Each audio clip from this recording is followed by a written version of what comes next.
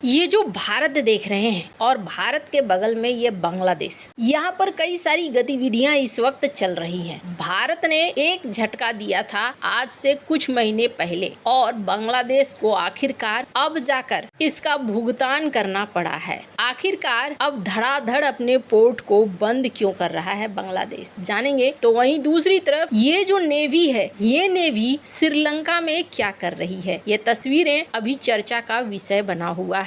क्या भारत को प्रभावित कर सकती है ये नेवी, जानेंगे। जियोपॉलिटिक्स में क्या कुछ चल रहा है, हमेशा की तरह वर्ल्ड मिरर के इस एपिसोड में जानने को मिलेगा बहुत कुछ, इसलिए वीडियो को अंत तक जरूर देखें। काफी लंबे समय से ना बांग्लादेश को लेकर कोई खबर नहीं आ रही है खास, तो आपको बता दूं अंदर खाने बहुत सारी चीजें चल रही हैं बांग्लादेश के अंदर भी, और अब ऐसा हो गया है कि लोगों ने धीरे धीरे नजरअंदाज करना शुरू कर दिया है। डोनाल्ड ट्रंप जब आए थे तब ऐसा लगा था कि बांग्लादेश को लेकर कुछ बड़ा फैसला या कुछ ऐसा देखने को मिलेगा, लेकिन अभी जिस तरीके से सीन बना हुआ है ऐसा कुछ भी देखने को नहीं मिल रहा है। लेकिन बांग्लादेश के अंदर हलचल जरूर मची हुई है। स्क्रीन पर आप देखिए चित्तोग्राम, ये इस वक्त केंद्र बना हुआ है। यहाँ पर कहा जा रहा है कि स्टूडेंट का क्लेश हुआ कल लोगों के साथ, चितगांव यूनिवर्सिटी के स्टूडेंट और लोगों के बीच में, जिसके बाद बहुत ही ज्यादा हलचल मच गई। मामला था कथित तौर पर इलेक्शन का, और आर्मी ने कहा कि नहीं जी, हम इलेक्शन को कंट्रोल करने के लिए नहीं जाएंगे, स्टूडेंट इलेक्शन कंट्रोल करने के लिए नहीं जाएंगे। तो यहाँ पर हालात कुछ ऐसे हैं कि छोटे तबके पर भी मामला इस लेवल पर पहुंच जाता है कि आर्मी की जरूरत पड़ने लगती है। वहीं अभी अगर बात करें बांग्लादेश और पाकिस्तान में क्या चल रहा है, स्क्रीन पर एक तस्वीर देखिए। जिस तस्वीर में देख रहे हैं आप, बांग्लादेश के पोर्ट अथॉरिटी से मिल रहे हैं पाकिस्तान के मंत्री, और ये पहुंचे हुए हैं चितगांव पोर्ट। अब से समझ में आपको आ रहा होगा चितगांव पोर्ट का इलाका और चितगांव इलाका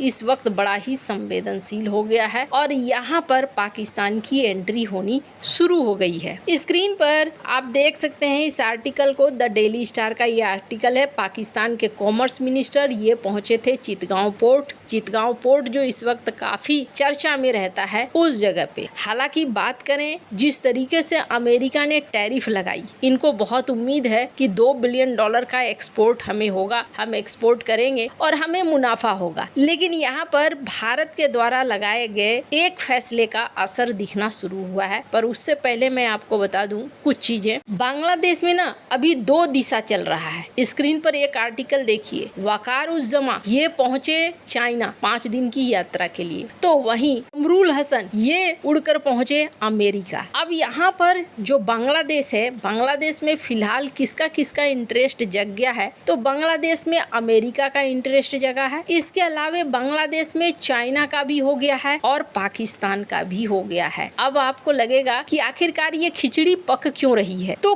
कहा जाता है कि कहीं न कहीं अमेरिका ना हिंद महासागर में अपनी गतिविधियों को बढ़ाना चाहता है। और ये क्यों बढ़ाना चाहता है, क्योंकि चाइना को इसे काउंटर करना है। चाइना ने हिंद महासागर में अपना जाल फैलाना शुरू कर दिया। अब अमेरिका यहाँ पर कैसे कैसे फैल सकता है बांग्लादेश के साथ संबंधों को मजबूत बना के, और ये कहा जा रहा है कि कमरुल हसन और यूनुस सरकार के जरिए अमेरिका कर रहा है। वहीं दूसरी तरफ पाकिस्तान के साथ भी अब देखने को मिला है कि अमेरिका के संबंध थोड़े अच्छे हुए हैं। अब पाकिस्तान को लेकर थोड़ा भावना भी बदला हुआ है। और तीसरी खबर आ रही है श्रीलंका की नेवी से। स्क्रीन पर आप देख सकते हैं एक ट्वीट को, जहां पर श्रीलंका की नेवी ने कहा कि अमेरिका का तुलसा, USS तुलसा ये पहुंचा हुआ था 27 अगस्त को, और इस तरह की कई विजिट हाल फिलहाल में हो रही है। स्क्रीन पर इन तस्वीरों को देख सकते हैं आप। और ऐसा नहीं है कि भारत में नहीं हो रही है, भारत में भी इनके पनडुब्बी टेंडर आए हुए थे और ये भी यहाँ पर युद्धपोत 1-2 दिन रुके और फिर वहाँ से चले गए। तो हिंद महासागर क्षेत्र में जहाँ अमेरिकी गतिविधियां बढ़ रही हैं, तो अगर आप गौर करेंगे तो ये कहाँ कहाँ बढ़ रही हैं, ठीक वहाँ बढ़ रही हैं जहाँ जहाँ चाइना ने अपनी गतिविधियों को बढ़ा लिया था, चाहे वो बांग्लादेश हो या फिर पाकिस्तान हो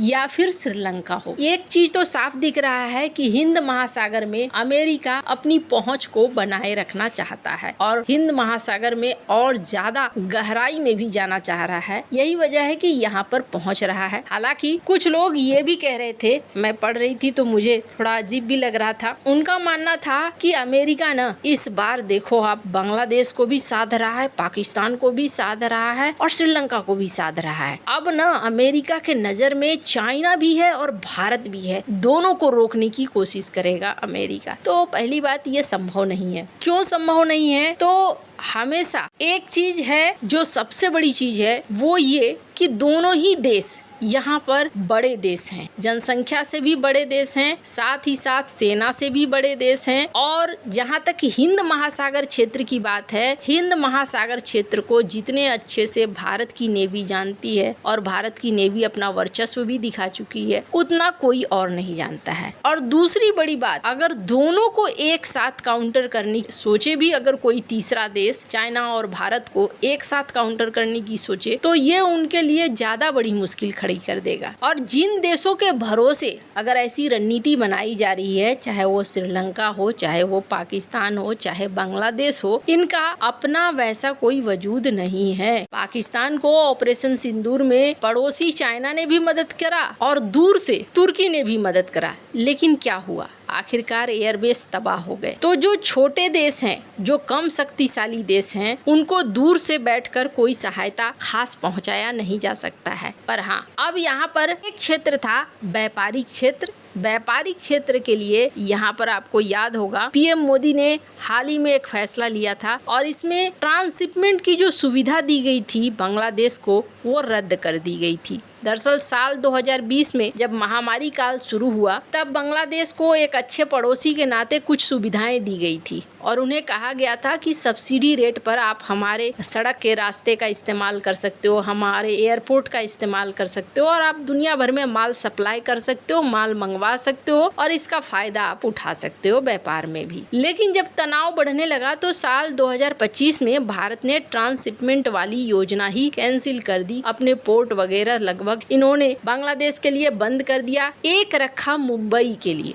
लेकिन मुंबई इतना दूर है बांग्लादेश के पोर्ट से कि वहां से वहां पहुंचने का किराया ही अच्छा खासा लग जाएगा। लेकिन बांग्लादेश के लिए सीन क्या है, अभी बांग्लादेश ने 8 पोर्ट का निरीक्षण किया और कहा कि अब तो ये किसी काम के नहीं है, हमें फायदा नहीं हो रहा है इन पोर्ट को, तो 4 पोर्ट को इन्होंने बंद करने का फैसला ले लिया है। साथ ही साथ सबसे बड़ी चीज ये है कि अमेरिका से टैरिफ में तो राहत मिली है, लेकिन अब इन्हें कहीं भेजने के लिए एक्स्ट्रा पैसे भी देने होंगे और ये बांग्लादेश को ज्यादा बड़ी लंबी दूरी तय करके किसी तीसरे देश से या लंबी समुद्री यात्रा तय करके फिर माल को पहुंचाना होगा। खैर, टेक्सटाइल उद्योग तो भारत का भी प्रभावित हुआ है अमेरिका की टैरिफ की वजह से। बहुत सारी ऐसी कंपनियां हैं जो अब विदेशों में शिफ्ट होना चाहती है जहां से उन्हें कम टैरिफ लगे, लेकिन ये सब कुछ तात्कालिक है और जल्द ही हल हो जाएगा। आपको क्या लगता है इन सब मामले में, आपकी क्या राय है? क्या भारत का फैसला सही था? कमेंट कर अपनी राय जरूर बताएं। जल्द मिलते हैं अगले वीडियो में नई खबर के साथ।